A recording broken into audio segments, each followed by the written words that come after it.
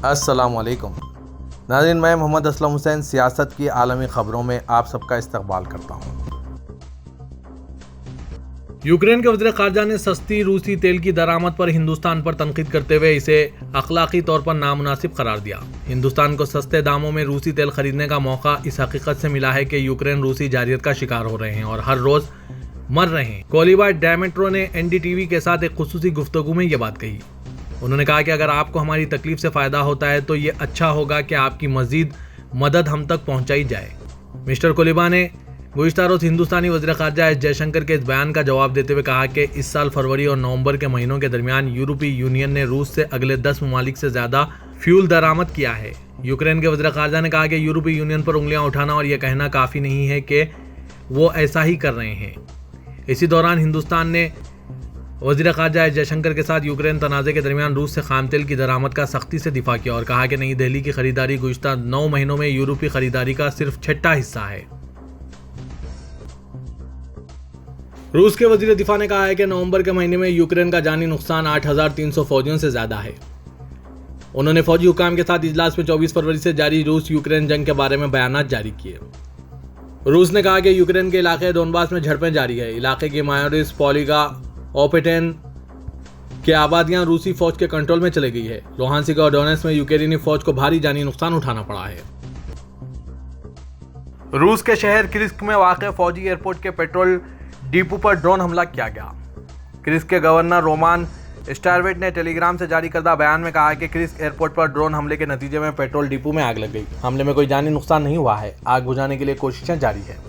जाए वक़ूफ़ पर तमाम स्पेशल सर्विसेज काम कर रही है। वाज़ेह कि रूस वज़ारत दिफा ने फौजी एयरपोर्टों पर यूक्रेनी ड्रोन हमलों का और हमलों में 3 फौजियों की हलाकत और 4 के जख्मी होने का ऐलान किया था।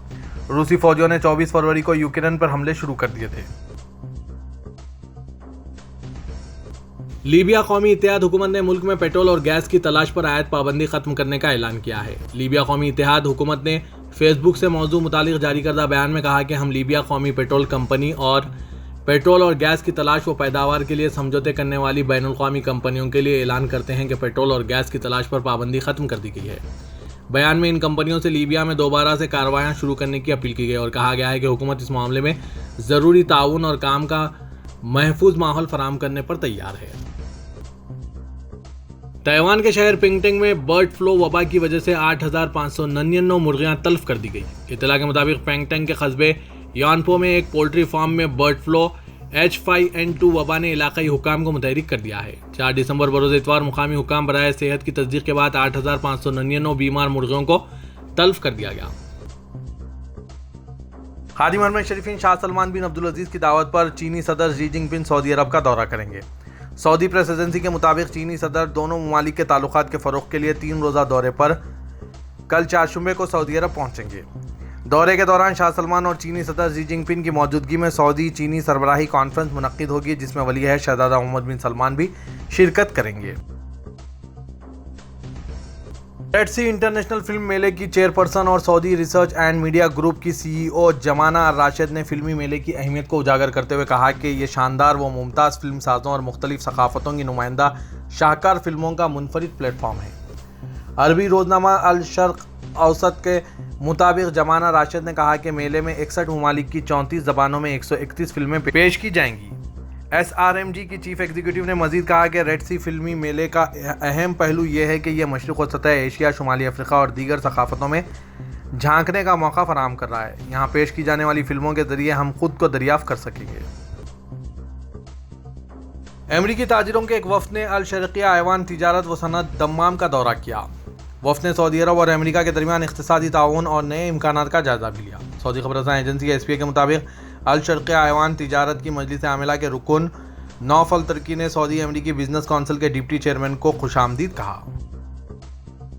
सऊदी अरब के अल-औला के रॉयल कमीशन ने अक़वाम मुत्तहिदा की तालीमी, साइंसी और सकाफ़ती तंजीम के ताउन से एंटिक चीज़ों के तहफ़्फ़ुज़ के शोबे में एक बैनुल अक़वामी फ़ेलोशिप प्रोग्राम शुरू करने का ऐलान किया है। बैनुल अक़वामी फ़ेलोशिप प्रोग्राम जज़ीरे नुमा अरब के शुमाल मगरिब में तहज़ीबियों को दरियाफ़्त करने और इनके बारे में जानने का मौका फराहम करता है।